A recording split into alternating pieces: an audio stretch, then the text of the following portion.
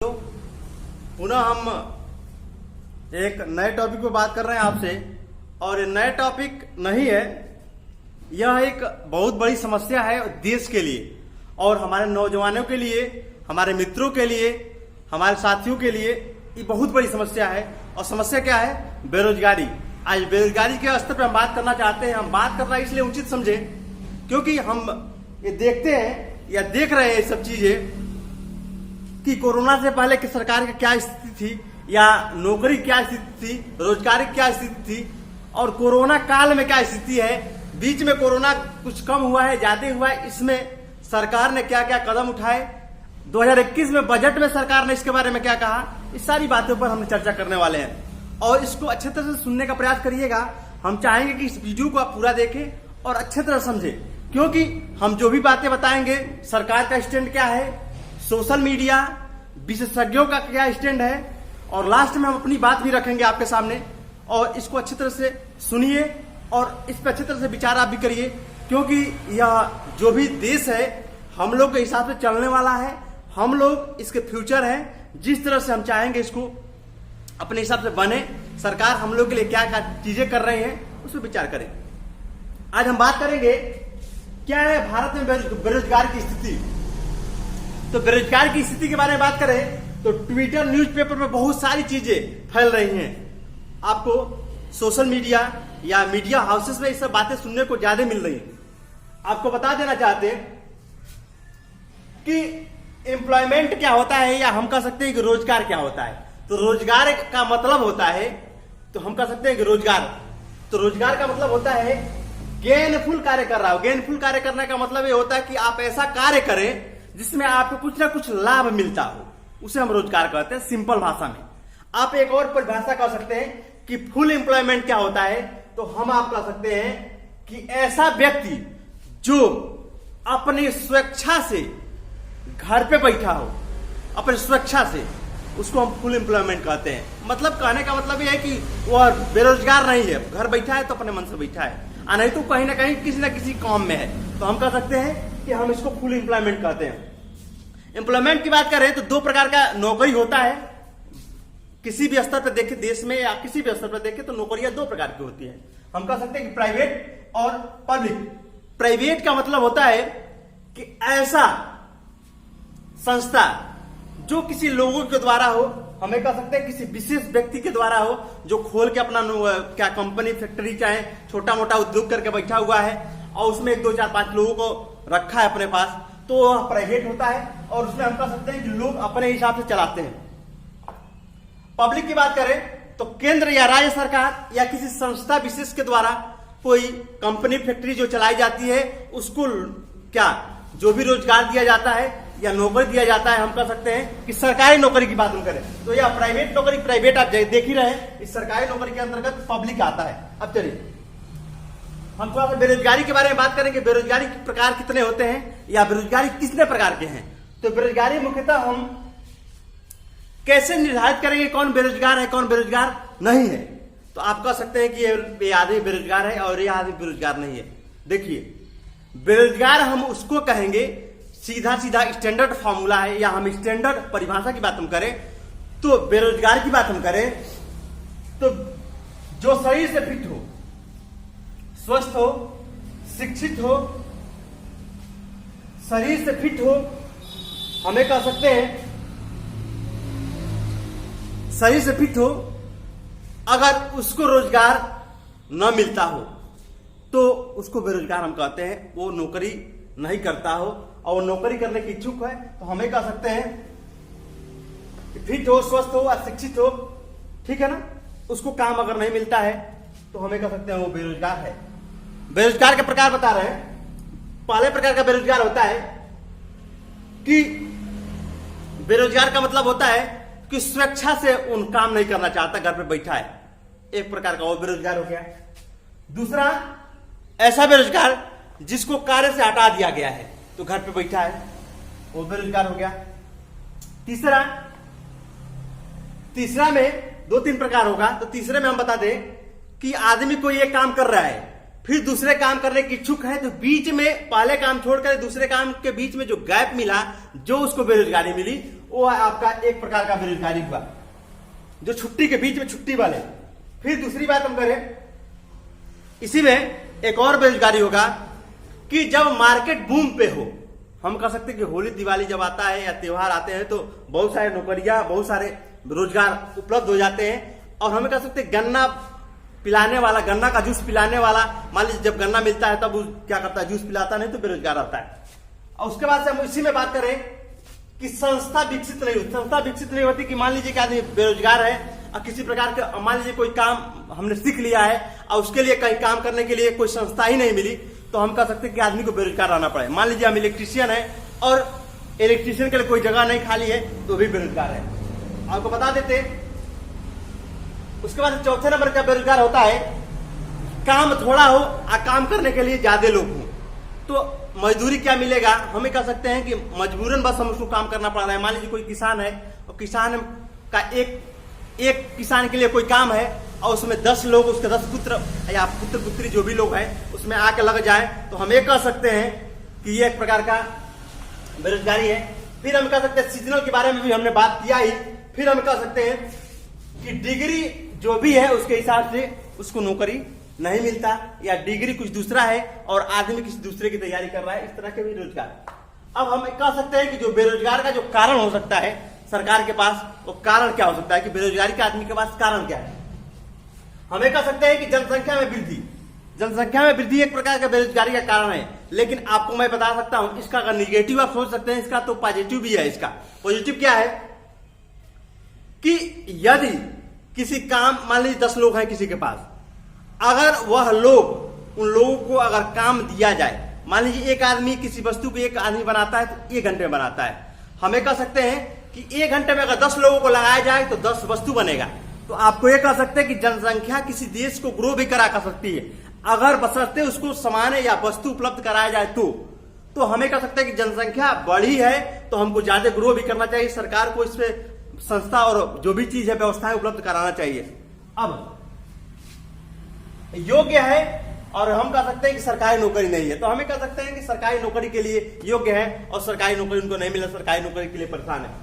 फिर हम कह सकते हैं कि सीजनल है। फिर हम कह सकते हैं कि ज्वाइंट का मतलब ये होगा कि एक ही दुकान है और उस पर पिता भी बैठता है, पुत्र भी बैठता है और भी बहुत 1-2 लोग बैठते हैं, तो एक कह सकते हैं काम एक ही के लिए है लेकिन उस पर कई लोग काम करते हैं। हमें कह सकते हैं कि आज के समय में जो बेरोजगारी का सबसे मुख्य कारण है कि सरकारें मान्यता दे रही हैं अन्य संस्थाओं को, और ग्रेजुएट और अन्य जो भी संस्थाएं, इंस्टीट्यूट है, चाहे टेक्नोलॉजी का जो भी व्यवस्था है, अन्य प्रकार की जो इंस्टीट्यूट है हर चौराहे पर, हर गली में खुल जा रहे हैं, जो डिग्रियां तो दे रहे हैं बच्चों को लेकिन रोजगार की स्थिति नहीं प्राप्त कर पा रहे हैं। तो सरकार को इस पर विचार करने की आवश्यकता है, सोचने की आवश्यकता है कि हम इस तरह के संस्थाओं को मान्यता न दें ताकि बिना मेहनत के बच्चों को हम डिग्रियां दे दें तो उनको नौकरी कहां से देंगे। तो ये भी एक प्रकार का कारण है। हमें कह सकते हैं सरकार की नीतियां जो भी हैं वो फेल हो रही हैं। नीतियां फेल हो रही है कि देखिए हम आपको बता देना चाहते हैं कि सरकार कोई नीति लगाती है तो बीच में जो बिचौलिए होते हैं, जो सरकारी अधिकारी लगाए हुए हैं, वो लोग बीच में कुछ गलत कर देते हैं, इधर से उधर कर देते हैं, जो कि सरकार द्वारा जो भी व्यवस्थाएं है, जो भी संस्थाएं, हम कह सकते हैं जो भी रोजगार की जो भी व्यवस्थाएं लगाई जा रही हैं, लोग उसको अच्छे तरह से प्राप्त नहीं कर पा रहे हैं, जिसके कारण ज्यादा बेरोजगार हो रहे हैं। तो सरकार को इस पर ध्यान देना चाहिए कि किस तरह से लोग काम कर रहे हैं। जब तक इस तरह के इसमें पारदर्शिता नहीं आएगी तब तक लोगों के पास स्थितियां अच्छी नहीं होगी। आपको फिर बता दें कि कंपनियों को स्लो, कंपनियां का स्लो का मतलब होता है कि जो कंपनी फैक्ट्री है वो किसी न किसी कारणवश से अपने आप को ग्रो नहीं कर पा रहे हैं, स्लो ही है, इसलिए रोजगार के अवसर उपलब्ध नहीं हो पा रहे हैं। आगे फिर बात कर रहे हैं कि 2021 के बजट में आपको मैं बता दूं कि 2021 के बजट जो पास हुआ है उसमें सरकार ने ज्यादा कुछ नहीं किया है। हम आपको बता दें कि बस जॉब का जो भी क्राइटेरिया है, जॉब को किस तरह से देना है, यह स्पष्ट नहीं दे पाया, स्पष्ट नहीं कर पाया कि लोगों को रोजगार किस तरह से देंगे। लेकिन रोजगार 6 बार रोजगार का नाम लिया सरकार ने और 3 बार नौकरी का नाम लिया है। उस बजट में 6 बार रोजगार का नाम लिया सरकार ने और 3 बार नौकरी का। बताया ही नहीं कि कहां से नौकरी आएगा। आपको फिर बता दें कि सरकार ने यह बात जरूर बताई है कि 2024 तक 1.5 लाख नौकरी का हम डेवलप करेंगे। की नौकरी उपलब्ध कराएंगे। तो कैसे? तो रिसाइकलिंग से। रिसाइकलिंग का मतलब होता है कि कबाड़ों को, जो भी कबाड़ा पड़ा हुआ है उसको तोड़ ताड़ कर नया वस्तु बनाना। क्या सरकार इससे पूरे लोगों को रोजगार दे पाएगी? ये भी सोचना है। अब आगे हम बात करते हैं। एक एनएसएस भारत की एक रिपोर्ट एजेंसी है जो रोजगार पर अपना रिपोर्ट प्रकाशित करती है। 2017-18 में रिपोर्ट प्रकाशित की तो बताया कि ग्रामीण स्तर पर 5.3%, शहरी स्तर पर 7.8%। हम कह सकते हैं कि दोनों को औसतन देखा जाए 6.1% बेरोजगार लोग हैं। आपको बता देना चाहते कि जो रोजगार का स्तर है बेरोजगारी का 8.45% है, जो 2019 के क्या आंकड़े के अनुसार। कुछ और बात बताते हैं कि नागालैंड में जो बेरोजगारी का स्तर है 21.4% और गोवा में 13.9%। चलिए कुछ और आंकड़े बताते हैं जो सरकारी आंकड़े के अनुसार 2016-17 में जो रोजगार जिसके पास था, हमें कह सकते थे कि जो रोजगार है 40, 72, 69, 078 की संख्या में थी। 17-18 में 40, 59, 30, 230 की संख्या में थी। 2018-19 में 40, 0, 90, 13, 59 की संख्या में थी। हमें कह सकते हैं 2019-20 में 40, 34, 50, 655। तो हमें कह सकते हैं कि 40 लाख के आसपास ही घूम रहा है। रोजगार की बात करें, बेरोजगार की बात करें तो 32 लाख, इस तरह से 32, 86, 38, 58। हम कर सकते हैं कि 16-17 में बेरोजगारी की बात करें, 17-18 में 19, 68, 82, 23, 2018-19 में 27, 15, 44, 98 और हम कर सकते हैं 19-20 में 33, 33, 69, 33। हम कर सकते हैं 33 लाख 33 हजार। हमें कर सकते हैं 33 लाख के आसपास इस तरह से है। अब आपको बता दें कि जो हमें कह सकते हैं कि जुलाई में, पिछले जुलाई में 20 में हम 36.6% और जून में वही 35% हो गया। फिर जनवरी में 21 में 39.कुछ%। हम कह सकते हैं कि अगर पूरे लोग भारत में जितने लोग बेरोजगार हैं इनको रोजगार अगर देना हो तो ग्रोथ रेट जो होगा भारत का जो विकास दर होना चाहिए वो 10% के दर से होना चाहिए, तभी सबको रोजगार मिलेगा। आपको बता देना चाहते हैं कोरोना काल में यह -23% तक पहुंच गया था, ग्रोथ रेट -23% पर। आप बताइए कि स्टैंडर्ड एंड पुअर ने इस पर एक रिपोर्ट प्रकाशित किया है कि भारत अगर 10% से ग्रो करे तो ठीक है। अब बताइए -23 से 10% ग्रो करेगा तो कहां जाएगा? एक किसी प्रकार का कोई विकास नहीं है। आपको बता देते कि जो सरकारी नौकरी की बात करें तो 1971 में 26,99,000 नौकरियां सरकारी थी। 1981 में 34,07,000 थी। 1991 में 38,13,000। 1995 में 39,82,000। 2004 में 31,64,000। 2013 में 28,05,000। 2014 में 32,24,000 और 2018 में 31,18,000। आपको देख करके सोचना पड़ेगा कि जहां तक कि 81, 71 में या 91 में नौकरियां जहां 34-38 लाख थी, इस समय 2018 में यह सब चीजें नीचे आ गई हैं और 31 लाख। तो नौकरी बढ़ नहीं रहा सरकारी और जनसंख्या में कई गुना वृद्धि हुआ है। तो इस तरह से देख सकते हैं। आपको बता देना चाहते हैं कुछ सरकारी संस्थाएं हैं जो नौकरी का सृजन करती हैं, पदों का सृजन करती हैं। तो इस तरह से वैकेंसी की बात करें, सीजीएल की बात करें और हम आईबीपीएस की बात करें तो 2012 में आईबीपीएस 16,119 और 2013 में 16,114, 2014 में 15,549, 15 में 85,61, 16 में 10,661, 17 में 81,34 और 18 में 11,277, 19 में 85,82 और 2020 में एक भी नौकरी नहीं सृजित किया हुआ है। कौन SSCGL की बात कर रहे हैं, IBPS की बात कर रहे हैं। 2012 में 22,000, 2013 में 21,680, 2014 में 16,721, 2015 में 12,434, 2016 में 88,22, 17 में 35,62, 18 में 42,52, 19 में 43,36 और 2020 में हम कर सकते हैं 11,67। कुल नौकरी की बात करें तो इनमें हम कह सकते हैं कि 38,119, 37 2012 में 38,119, 13 में 37,794, 14 में 32,270, 15 में 20,995, 16 में 19,483, 17 में 11,698, 18 में 15,523 और 19 में 12,918 और 20 में 11,67। तो यह जो भी चीजें हैं, यह जो भी सरकार ने नौकरी के क्या पदों को सृजित किया था। अब आपको कुछ चीजें बता देते हैं कि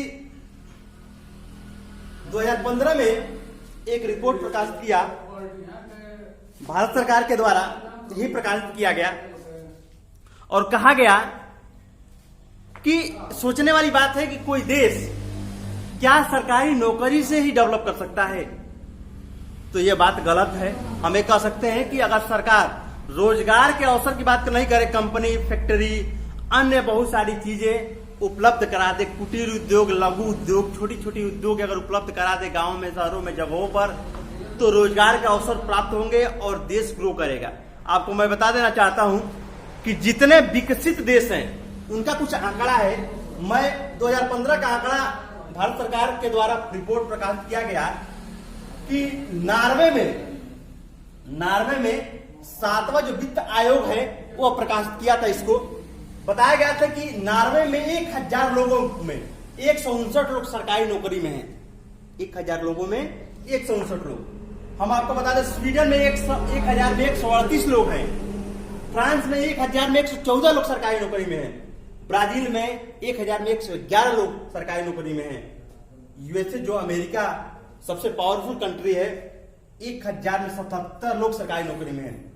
चीन की बात करें, चीन भी इस समय बहुत ज्यादा ग्रो कर रहा है, चीन में 1,000 में 57 लोग सरकारी नौकरी में हैं। और भारत की बात करें तो भारत में 1,000 में 16 लोग सरकारी नौकरी में हैं। आपको मैं बता देना चाहता हूं कि भारत की स्थिति बहुत ठीक नहीं है, क्या एकदम ठीक नहीं है, ठीक नहीं कहा जा सकता है, लेकिन हम इस पे केवल सोच के एक ही सरकारी नौकरी से हम ग्रो कर सकते हैं, देश का विकास कर सकते हैं, तो ऐसा कुछ नहीं है। हम संसाधन व्यवस्था उपलब्ध करा दे और देश विकास करेगा। आपको मैं बता दूं कि एक रिपोर्ट के अनुसार भारत सरकार में कहा जा रहा है 0.9% लोग ही रिटायर हुए हैं। अभी उनको रिटायर के रूप में जो भी चीज दिया जाता है। हम कह सकते हैं कि 23.4% लोग दिहाड़ी मजदूर हैं। हमें कह सकते हैं कि 7.4% छात्र हैं, 7.4% इसी तरह से जो भी है किसान है। हमें कह सकते हैं कि हाउस वाइफ की संख्या इसमें 15.4% है। जो हाउस वाइफ जो गृहिणी है, या हमें कह सकते हैं जो भी घर पे काम करती है, महिलाएं जो खाना पकाने का काम करती हैं, वो 15.4% में है। आपको मैं बता दूं कि भारत सरकार ने 2015 में एक आंकड़ा प्रकाशित किया, कहा था कि रेलवे में 2,50,000 सरकारी पद खाली हैं। सरकार को इसको भरवाना चाहिए और इसमें सोचना चाहिए कि कम से कम इतने पद को तो भरवाएं। आपको बता देना चाहते जो तनख्वाह की बात करें कि 2014 में जहां सरकारी लोगों को 1,24,000 करोड़ रुपया तनख्वाह के रूप में दिया गया, वही जो 17-18 का रिपोर्ट है, 17-18 का जो रिपोर्ट है 1,90,000 करोड़ रुपया लोगों को तनख्वाह दिया गया। इसमें कोई ज्यादा बढ़ोतरी नहीं हुआ है। क्यों नहीं हुआ है? जब लोगों को रोजगार जब दिया नहीं गया है तो नौकरी है क्या, पेमेंट कहां से जारी किया जाएगा, चाहे जो भी चीजें हैं। आपको मैं बता देना चाहता हूं कि देश में जो रोजगार की स्थिति है सही इसी स्तर पे हो सकती है कि जब सरकार के द्वारा लगाई गई जो भी योजनाएं हैं, जो भी हमें कह सकते हैं कौशल विकास योजना के अंतर्गत, क्या कह सकते हैं हम इसमें मनरेगा के अंतर्गत और भी बहुत सारी संस्थाएं, बहुत सारी योजनाएं सरकार चला रही है। इसको अच्छे तरह से लोग जारी करते हैं, जो भी अधिकारी हैं, जो भी बीच में जो भी लोग हैं, इनको अच्छे तरह से नहीं जारी करवा पा रहे हैं, जिससे लोगों के पास व्यवस्थाएं उपलब्ध नहीं हो पा रही हैं। हमें कह सकते हैं कि लोगों के पास रोजगार के जो भी संसाधन है या जो भी रास्ते हैं नहीं खुल पा रहे हैं। सरकार को इस पे विशेष ध्यान देना होगा। अगर हमारा देश तभी ग्रो कर पाएगा जब हम बेरोजगारी को दूर करने में प्रयास करेंगे। दूर अगर नहीं कर पा रहे हैं तो हद तक कम करें, हद तक जितना कम करना चाहें कम करें। हम सरकार से यही दरख्वास्त करेंगे और कि किसी न किसी माध्यम से गांव, देहात, समुदाय स्थान पर कुछ छोटे छोटे ऐसे रोजगार, छोटे छोटे ऐसे काम उपलब्ध कराएं, ताकि जो छोटे लोग हैं और जो भी लोग हैं जो घूम रहे हैं इधर उधर, उनको रोजगार का अवसर प्राप्त हो। और हमने इस वीडियो को बनाने के लिए मतलब कई सारे जगहों पे हमने विचार किया, तब हम इस वीडियो को लेकर के आए हैं। हमने बहुत सारा अध्ययन भी किया इसके लिए, और हम चाहेंगे कि ये वीडियो आप कई लोगों को शेयर करें, और ये बातें आपको अच्छी तरह समझ में आ रही है तो इसको शेयर करें, लाइक करें। धन्यवाद।